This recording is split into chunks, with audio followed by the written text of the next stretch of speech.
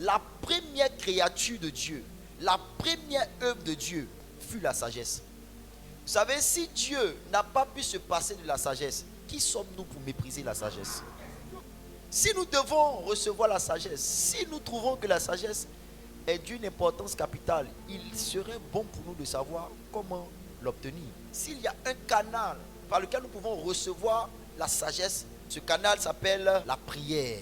Jacques 1 verset 5 nous dit: si quelqu'un d'entre vous manque de sagesse, qu'il la demande à Dieu, qui donne à tous simplement et sans reproche, et elle lui sera donnée. Donc ici c'est clair, c'est que si aujourd'hui quelqu'un veut recevoir la sagesse, cette personne doit prendre la peine de demander la sagesse au travers de la prière. Demande à un voisin, si Dieu se présente à toi et te dit de lui demander ce que tu veux, qu'est-ce que tu vas lui demander? Il y a des gens qui disent la sagesse, mais je vous assure, si Dieu vient maintenant, ils vont oublier cette affaire de sagesse. Mais la Bible nous dit que le jour où Dieu est descendu dans la maison ou dans la chambre de Salomon, il lui a posé la question: que veux-tu que je fasse pour toi?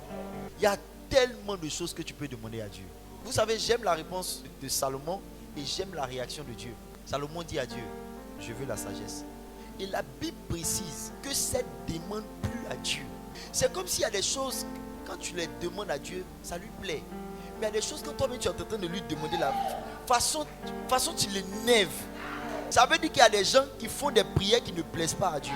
Après ce verset, regardez ce que Dieu a dit. Et Dieu lui dit: puisque c'est là ce que tu demandes, puisque tu ne demandes pas pour toi ni une longue vie. C'est-à-dire que la plupart des gens qui viennent voir Dieu, c'est comment ils vont faire pour vivre longtemps sur la terre des hommes.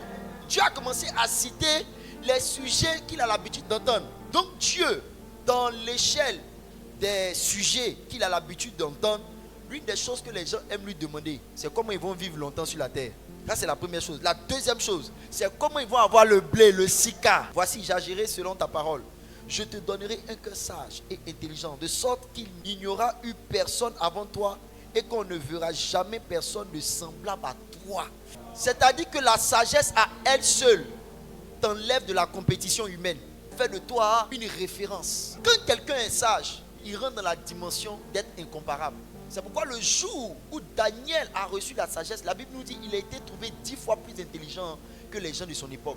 Cela sera notre bataille cette année dans le nom puissant de Jésus. Pendant que tu seras en train de demander la sagesse, Dieu va te donner un bon mari dans le nom de Jésus. Pendant que tu seras en train de prier pour la sagesse, Dieu va te donner un bon travail dans le nom puissant de Jésus. Pendant que tu seras en train de demander la sagesse, Dieu va te donner ce que tu ne lui as pas demandé dans le nom de Jésus.